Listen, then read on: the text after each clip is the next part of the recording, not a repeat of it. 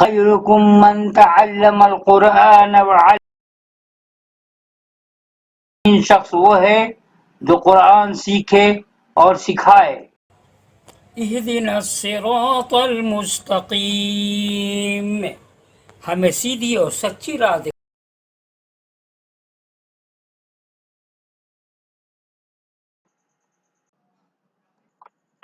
السلام علیکم ورحمۃ اللہ وبرکاتہ. اہلا وسہلا مرحبا.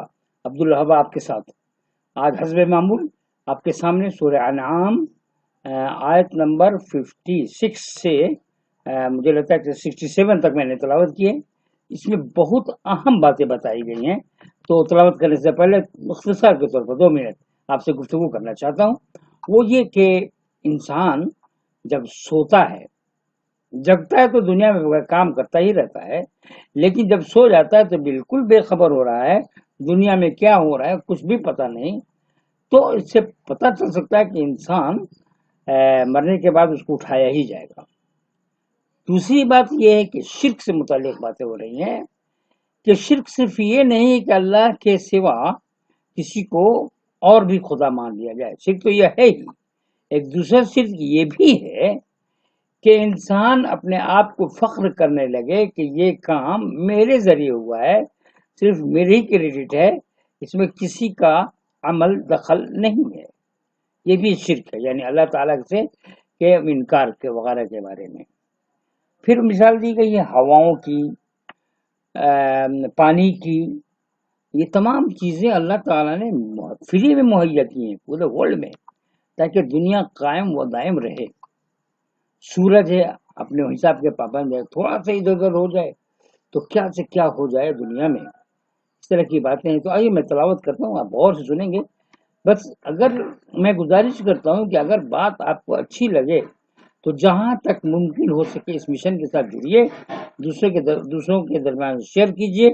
وہ بھی تلاوت قرآن کا اہتمام کریں اور اجتماعی طور پر کریں، اپنے گھروں میں کریں. جیسے تلاوت قرآن کرتے ہیں بغیر ترجمہ اور تفسیر کے، اس کی جگہ پہ آپ تلاوت قرآن مع ترجمہ اور تفسیر کریں. جلد بازی بھی نہیں کہ بہت ایک ہی دن میں ایک پارہ ختم ہو جائے، اور ایسے نہ ویسے، ایسے آہستہ آہستہ شروع کرتے رہیے. معنی مفہوم کو سمجھنا بہت ہی ضروری ہے.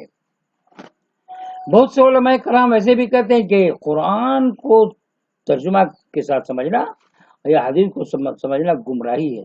نعوذ باللہ من ذالک. اس پہ بہت لوگ عمل بھی کرتے ہیں. میں کیا بتاؤں، بالکل قرآن صرف تلاوت کرتے ہیں اور باقی قصے کہانیوں کی کتاب اپنے یہاں رکھ لیتے ہیں اور اجتماعی طور پہ پڑھتے رہتے ہیں. اللہ تعالی ہم تمام لوگوں کی ہدایت دے. اب آئیے میں تلاوت کرتا ہوں. اعوذ باللہ من الشیطان الرجیم. بسم اللہ الرحمن الرحیم. قل انی نہیت ان اعبد الذین تدعون من دون اللہ قل لا اتبع اہواءکم قد ضللت اذا وما انا من المہتدین. قل انی علی بینۃ من ربی وکذبتم بہ ما عندی ما تستعجلون بہ ان الحکم الا للہ یقص الحق وهو خیر الفاصلین. قل لو ان عندی ما تستعجلون به لقضی الامر بینی وبینکم واللہ اعلم بالظالمین وعنده مفاتح الغیب لا يعلمها الا هو ويعلم ما في البر والبحر وما تسقط من ورقة إلا يعلمها ولا حبة في ظلمات الأرض ولا رطب ولا يابس إلا في كتاب مبين. ترجمہ دیکھیے. کہو مجھے اس سے روکا گیا ہے کہ میں ان کی عبادت کروں جن کو تم اللہ کے سوا پکارتے ہو. کہو میں تمہاری خواہشوں کی پیروی نہیں کر سکتا. اگر میں ایسا کروں تو میں بے راہ ہو جاؤں گا اور میں راہ پانے والوں میں سے نہ رہوں گا. کہو میں اپنے رب کی طرف سے ایک روشن دلیل پر ہوں اور تم نے اس کو جھٹلا دیا ہے. وہ چیز میرے پاس نہیں ہے جس کے لیے تم جلدی کر رہے ہو، فیصلے کا اختیار صرف اللہ کو ہے، وہی حق کو بیان کرتا ہے اور وہ بہترین فیصلہ کرنے والا ہے۔ کہو اگر وہ چیز میرے پاس ہوتی جس کے لیے تم جلدی کر رہے ہو تو میرے اور تمہارے درمیان معاملہ کا فیصلہ ہو چکا تھا، اور اللہ خوب جانتا ہے ظالموں کو، اور اسی کے پاس غیب کی کنجیاں ہیں، اس کے سوا اس کو کوئی نہیں جانتا۔ اللہ جانتا ہے جو کچھ خشکی میں اور سمندر میں ہے۔ وہ درخت سے گرنے والا کوئی پتا نہیں جس کا اس کو علم نہ ہو، اور زمین کی تاریکیوں میں کوئی دانہ نہیں گرتا، اور نہ کوئی تر اور خشک چیز، مگر سب ایک کھلی کتاب میں درج ہے۔ آئیے تفسیر دیکھتے ہیں۔ خدا کے سوا جس چیز کو آدمی معبود کا درجہ دیتا ہے وہ اس کی ایک خواہش ہوتی ہے جس کو وہ واقعہ فرض کر لیتا ہے۔ کبھی اپنی بے عملی کے انجام سے بچنے کے لیے وہ کسی کو خدا کا مقرب یقین کر لیتا ہے جو خدا کے ہاں اس کا مددگار اور سفارشی بن جائے۔ کبھی وہ ایک شخصیت کے حق میں تلسماتی عظمت کا تصور قائم کر لیتا ہے تاکہ اپنے کو اسے منسوب کر کے اپنے چھوٹے پن کی تلافی کر سکے۔ کبھی اپنی سہل پسندی کی وجہ سے وہ ایسا خدا گھڑ لیتا ہے جو سستی قیمت پر مل جائے اور معمولی چیزوں سے جس کو خوش کیا جا سکے۔ مگر اس قسم کی تمام چیزیں محض مفروضات ہیں، اور مفروضات کسی کو حقیقت تک نہیں پہنچا سکتے۔ تاہم آدمی اپنی سستی طلب میں کبھی اتنا اندھا ہو جاتا ہے کہ وہ خود ان لوگوں کو چیلنج کرنے لگتا ہے جنہوں نے کائنات کے حقیقی مالک کی طرف اپنے کو کھڑا کر رکھا ہے۔ وہ کہتا ہے کہ ساری بڑائی اگر اسی ایک خدا کے لیے ہے جس کے تم نمائندہ ہو تو ہم جیسے نافرمانوں پر اس کا عتاب نازل کر کے دکھاؤ۔ یہ جرات ان کو اس لیے ہوتی ہے کہ وہ دیکھتے ہیں کہ توحید کے دعویوں کے مقابلے میں ان کے اپنے گرد زیادہ دنیاوی رونقیں جمع ہیں۔ وہ بھول جاتے ہیں کہ یہ مادی چیزیں ان کو دنیا داری اور مصلحت پرستی کی بنا پر ملی ہیں، اور توحید کے داعی جو ان چیزوں سے خالی ہیں وہ اس لیے خالی ہیں کہ ان کی آخرت پسندی نے ان کو مصلحت پرستی کی سطح پر آنے سے روکے رکھا۔ موجودہ دنیا امتحان کی دنیا ہے، اس لیے یہاں دیکھنے کی چیز یہ نہیں ہے کہ آدمی کے مادی حالات کیا ہیں، بلکہ یہ کہ وہ حقیقی دلیل پر کھڑا ہوا ہے یا مفروضات اور خوشگمانیوں پر۔ بالآخر وہی شخص کامیاب ہوگا جو واقعی دلیل پر کھڑا ہو۔ جو لوگ مفروضات پر کھڑے ہوئے ہیں ان کا آخری انجام اس کے سوا اور کچھ نہیں کہ وہ خدا کی اس دنیا میں بالکل بے سہارا ہو کر رہ جائیں۔ جس دنیا کا سارا نظام محکم قوانین پر چل رہا ہو اس کا آخری انجام خوش خیالیوں کے تابع کیوں کر ہو جائے گا۔ آئیے تلاوت کرتا ہوں۔ وَهُوَ الَّذِي يَتَوَفَّاكُم بِاللَّيْلِ وَيَعْلَمُ مَا جَرَحْتُم بِالنَّهَارِ ثُمَّ يَبْعَثُكُم فِيهِ لِيُقْضَىٰ أَجَلٌ مُّسَمًّى ثُمَّ إِلَيْهِ مَرْجِعُكُمْ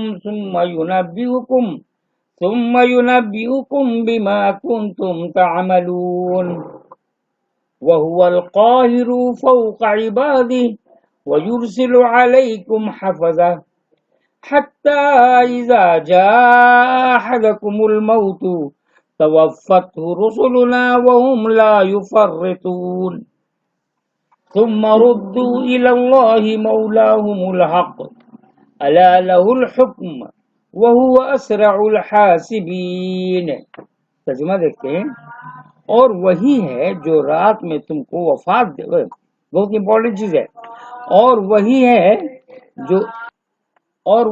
جو رات میں تم کو وفات دیتا ہے اور دن کو جو کچھ تم کرتے ہو اس کو جانتا ہے، پھر تم کو اٹھا دیتا ہے اس میں تاکہ مقرر مدت پوری ہو جائے، پھر اسی کی طرف تمہاری واپسی ہے، پھر وہ تم کو باخبر کر دے گا اس سے جو تم کرتے رہے ہو، اور وہ غالب ہے اپنے بندوں کے اوپر، اور وہ تمہارے اوپر نگراں بھیجتا ہے، یہاں تک کہ جب تم میں سے کسی کی موت کا وقت آ جاتا ہے تو ہمارے بھیجے ہوئے فرشتے اس کی روح قبض کر لیتے ہیں، اور وہ کوتاہی نہیں کرتے، پھر سب اللہ اپنے مالک حقیقی کی طرف واپس لائے جائیں گے۔ سن لو، حکم اسی کا ہے اور وہ بہت جلد حساب لینے والا ہے۔ تفسیر دیکھتے ہیں۔ خدا نے یہ دنیا اس طرح بنائی ہے کہ وہ ان حقیقتوں کی عملی تصدیق بن گئی ہے جن کی طرف انسان کو دعوت دی جا رہی ہے۔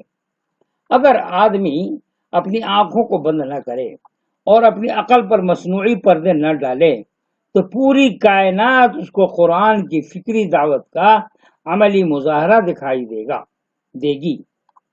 درخت کا تنا میں شاخ نکلتی ہے اور شاخ میں پتے، مگر دونوں کے جوڑوں میں فرق ہوتا ہے۔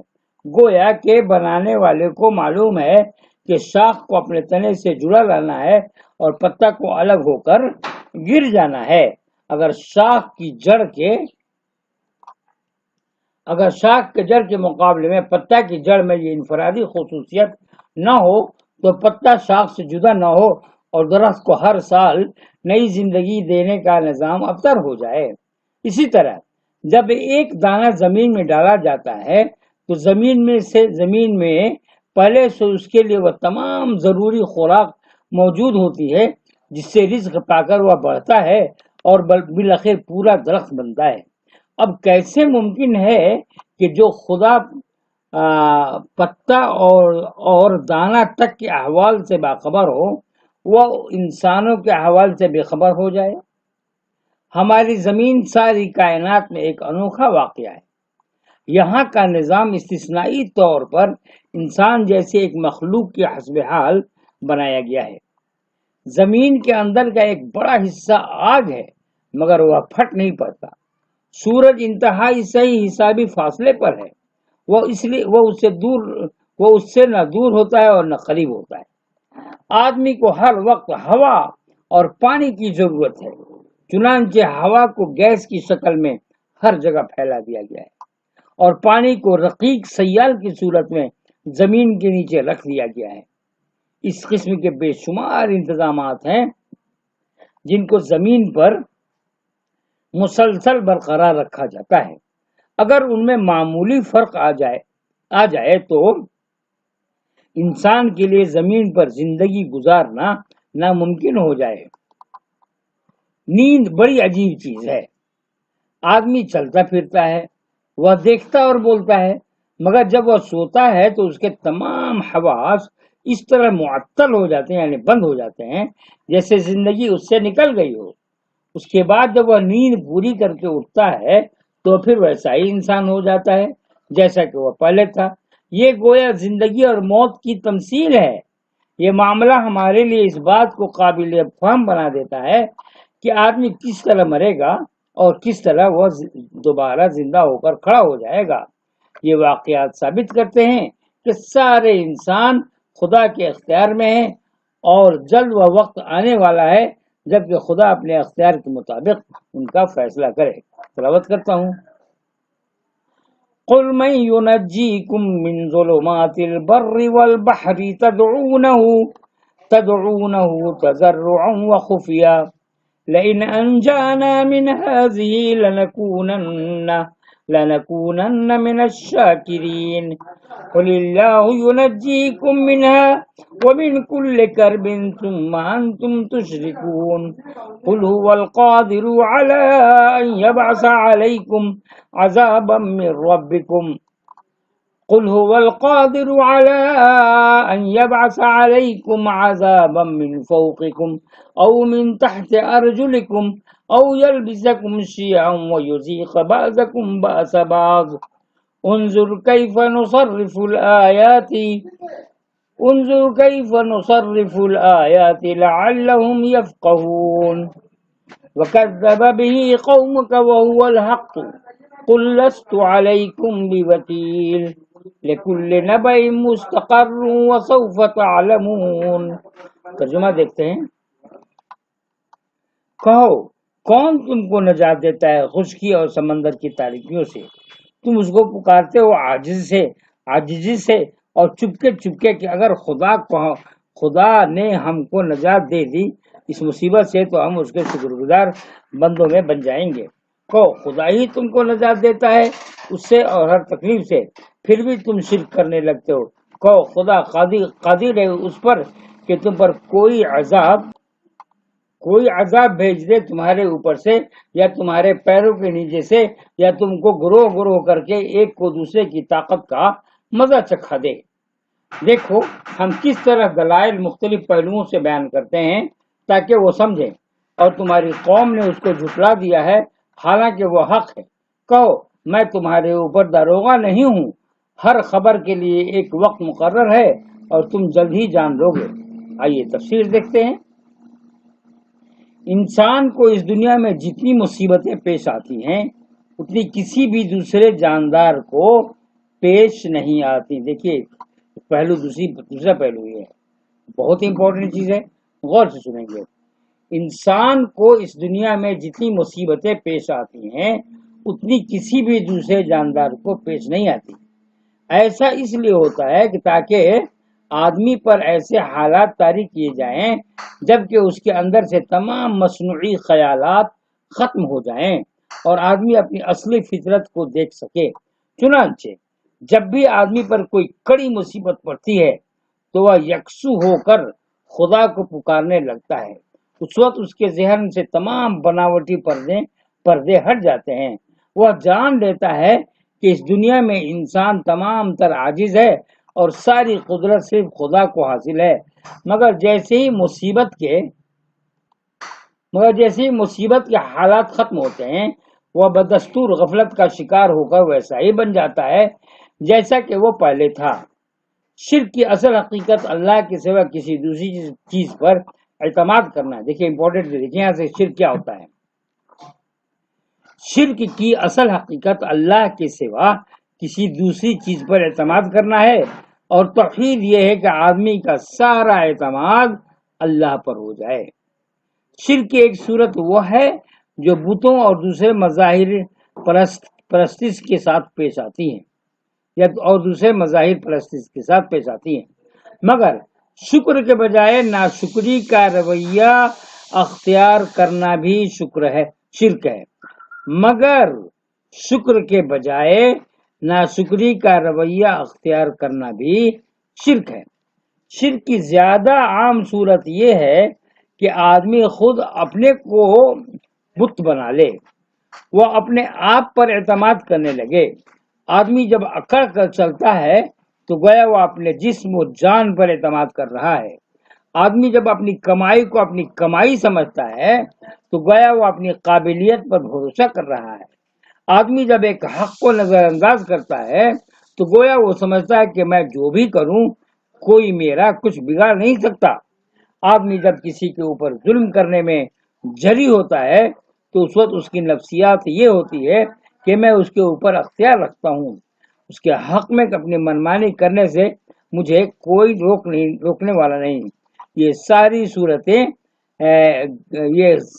صورتیں گھمنڈ کی صورتیں، اور گھمنڈ خدا کے نزدیک سب سے بڑا شرک ہے کیونکہ یہ اپنے آپ کو خدا کے مقام پر رکھنا ہے. بہت امپورٹنٹ بات ہے، اس پہ توجہ دینے کی ضرورت ہے ہم مسلمانوں کو. آدمی اگر اپنے حال پر سوچے تو وہ گھمنڈ نہ کرے. وہ ایسی ہواؤں سے گھرا ہوا ہے جو کسی بھی وقت طوفان کی صورت اختیار کر کے اس کی زندگی کو تہس نہس کر سکتی. وہ ایسی زمین پر کھڑا ہوا ہے جو کسی بھی لمحہ زلزلہ کی صورت میں پھٹ سکتی ہے. وہ جس سماج میں رہتا ہے اس میں ہر وقت اتنی عداوتیں موجود رہتی ہیں کہ ایک چنگاری پورے سماج کو خاک و خون کے حوالے کرنے کے لیے کافی ہے. کتنی امپورٹنٹ بات ہوئی. آئیے تھوڑا سا اور تلاوت کر لیتا ہوں، رکوع کمپلیٹ کرتا ہوں. وَإِذَا رَأَيْتَ الَّذِينَ يَخُوضُونَ فِي آيَاتِنَا فَأَعْرِضْ عَنْهُمْ حَتَّى يَخُوضُوا فِي حَدِيثٍ غَيْرِهِ وَإِمَّا يُنْسِيَنَّكَ الشَّيْطَانُ فَلَا تَقْعُدْ بَعْدَ الذِّكْرَى مَعَ الْقَوْمِ الظَّالِمِينَ. وَمَا عَلَى الَّذِينَ يَتَّقُونَ مِنْ حِسَابِهِمْ مِنْ شَيْءٍ وَلَكِنْ ذِكْرَى لَعَلَّهُمْ يَتَّقُونَ. وَذَرِ الَّذِينَ اتَّخَذُوا وذر الذين اتخذوا دينهم لعبا ولهوا وغرتهم الحياة الدنيا وذكر به أن تبصر نفس بما كسبت ليس لها من دون الله ولي ولا شفيع وإن تعدل كل عدل لا يؤخذ منها أولئك الذين أبسلوا بما كسبوا لهم شراب من حميم وعذاب علیم بما كانوا یکفرون۔ ترجمہ دیکھتے ہیں۔ اور جب تم ان لوگوں کو دیکھو جو ہماری آیتوں میں عیب نکالتے ہیں تو ان سے الگ ہو جاؤ یہاں تک کہ وہ کسی اور بات میں لگ جائیں، اور اگر کبھی شیطان تم کو بھلا دے تو یاد آنے کے بعد ایسے بے انصاف لوگوں کے پاس نہ بیٹھو، اور جو لوگ اللہ سے ڈرتے ہیں ان پر ان کے حساب میں سے کسی چیز کی ذمہ داری نہیں، البتہ یاد دلانا ہے شاید کہ وہ بھی ڈرے۔ ان لوگوں کو چھوڑو جنہوں نے اپنے دین کو کھیل تماشا بنا رکھا ہے اور جن کو دنیا کی زندگی نے دھوکے میں ڈال رکھا ہے، اور قرآن کے ذریعے نصیحت کرتے رہو تاکہ کوئی شخص اپنے کیے میں گرفتار نہ ہو جائے، اس حال میں کہ اللہ سے بچانے والا کوئی مددگار اور سفارشی اس کے لیے نہ ہو۔ اگر وہ دنیا بھر کا معاوضہ دے تب بھی قبول نہ کیا جائے۔ یہی لوگ ہیں جو اپنے کیے میں گرفتار ہو گئے، ان کے لیے کھولتا پانی پینے کے لیے ہوگا اور دردناک سزا ہوگی، اس لیے کہ وہ کفر کرتے تھے۔ آیت نمبر 70 تک کا ہم لوگ آپ کے سامنے میں نے تلاوت کیا۔ اب آئیے اس کی تفسیر بھی دیکھ لیتے ہیں۔ عبداللہ بن عباس رضی اللہ تعالیٰ عنہ نے فرمایا کہ اللہ نے ہر امت کے لیے ایک عید کا دن مقرر کیا تاکہ اس دن وہ اللہ کی بڑائی کریں اور اس کی عبادت کریں اور اللہ کی یاد سے اس کو معمور کریں، مگر بعد کے لوگوں نے اپنی عید مذہبی تہوار کو کھیل تماشا بنا لیا۔ یہ تفسیر ابن کثیر میں ہے، بہت اوتھینٹک کی تفسیر ہے، اردو میں بھی ہے موجود۔ ہر دینی عمل کا ایک مقصد ہوتا ہے اور ایک اس کا ظاہری پہلو ہوتا ہے۔ عید کا مقصد اللہ کی بڑائی اور اس کی یاد کی اجتماعی مظاہرہ ہے، مگر عید کی ادائیگی کے کچھ ظاہری پہلو بھی ہیں، مثلا کپڑا پہننا یا اجتماع کا سامان کرنا وغیرہ۔ اب عید کو کھیل تماشا بنانا یہ ہے کہ اس کے اصل مقصد پر توجہ نہ دی جائے، البتہ اس کے ظاہری اور مادی پہلوؤں کی خوب دھوم مچائی جائے، مثلا کپڑوں اور سامانوں کی نمائش، خرید و فروخت کے ہنگامے، تفریحات کا اہتمام، اپنی حیثیت اور شان و شوکت کے مظاہرے وغیرہ۔ امتوں کے بگاڑ کے زمانے میں بھی یہی معاملہ تمام دینی اعمال کے ساتھ پیش آتا ہے۔ لوگ دینی عمل کی اصل حقیقت کو الگ کر کے اس کے ظاہری پہلو کو لے لیتے ہیں۔ اب جو لوگ اس نوبت کو پہنچ جائیں وہ دین کے مقصدی پہلو کو بھلا کر اس کو اپنے دنیاوی تماشوں کا عنوان بنا لیں، وہ اپنے اس عمل سے ثابت کر رہے ہیں کہ وہ دین کے معاملے میں سنجیدہ نہیں ہیں، اور جو لوگ کسی معاملے میں سنجیدہ نہ ہوں ان کو اس معاملے کی کوئی ایسی بات سمجھائی نہیں جا سکتی جو ان کے مزاج کے خلاف ہو۔ مزید یہ کہ مادی چیزوں کا مالک ہونا ان کو اس غلط فہمی میں مبتلا کر دیتا ہے کہ سچائی کے مالک بھی وہی ہے۔ وہ دیکھتے ہیں کہ یہاں ان کی ضرورتیں بفراغت پوری ہو رہی ہیں، ہر جگہ وہ رونق محفل بنے ہوئے ہیں، ان کی زندگی میں کہیں کوئی رکھنا نہیں، اس لیے وہ سمجھ لیتے ہیں کہ آخرت میں بھی وہی کامیاب رہیں گے۔ ایسے لوگ عین اپنی نفسیات کی بنا پر آخرت کی باتوں کے بارے میں سنجیدہ نہیں ہوتے۔ اگر وہ جان لیں کہ وہ جو کچھ کر رہے ہیں وہ یوں ہی ختم ہونے والا نہیں، ان کا عمل ان کے گھیرے میں لے رہا ہے، عنقریب وہ اپنی سرکشی میں پھنس کر رہ جائیں گے اور کسی حال میں اس سے چھٹکارا نہ پا سکیں گے۔ تو دوستو اب یہیں تک تلاوت اختتام پذیر، 4 منٹ زیادہ ہو گیا، میں یہ سوچتا ہوں کہ بس 20 منٹ کے اندر میں ختم کر دیا جائے باہر کے۔ اب مجھے اجازت دیجیے، السلام علیکم ورحمۃ اللہ۔